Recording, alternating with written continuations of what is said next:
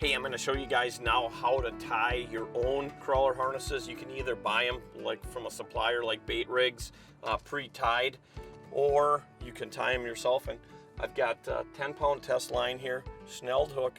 Key to it is going through that, and I'm going to run a double this time. So what I'm going to do is put that there. I'm going to wrap it about 8 times. Every time I'm pulling it forward, see how I'm wrapping it like that? I've got 8, and always go back through the same way you went through. Okay. Now there's a single snell right there, and I'm going to do a double on this one. Then I'm going to also show you guys how to thread a crawler.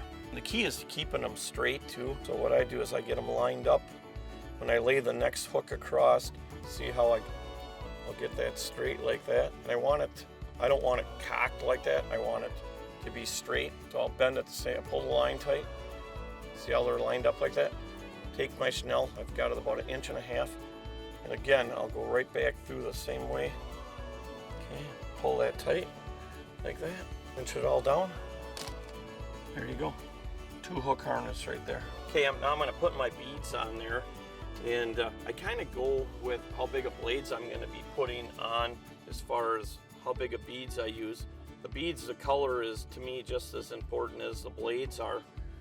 Mixing that, it actually ties it all together. And also when you put your clevis on, you want it so your blade is not hitting where the hook is. So it's important to make sure you got enough beads on there. Again, it all depends on the size of blades that you're putting on. I like to use the quick clevises just because then you can change the blades out all the time. I think when it comes to walleye fishing or pretty much any type of fishing, there's just some days where color is everything.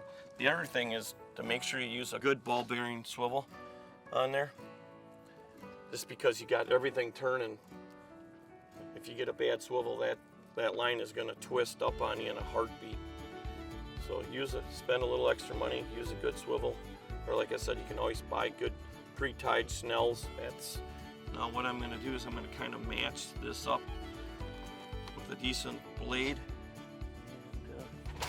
Put it down and see if we can catch them. That's a great combination right there. Okay, let's match this up with the right blade. Quick clevis on her, she's all ready to roll. So now I'm going to show you guys actually how to thread a crawler on. So this is a threading tool right here.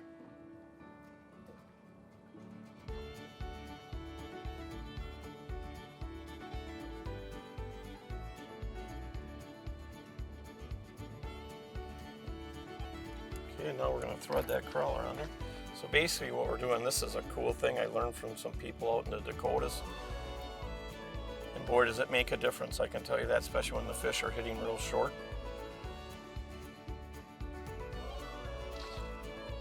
Look at that crawler. And it's another great way too if you're fishing a lot of weeds where your hooks really aren't exposed that much. Now this crawler is really long, so what I'm going to do is I'm actually going to pull the crawler back a little ways.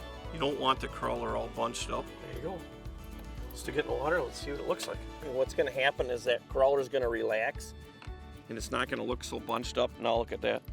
See how that hook is buried right in there? Especially when their fish are hitting real short, by bringing that back hook all the way back like that when they come up on it. And remember, that's only a 2-hook harness.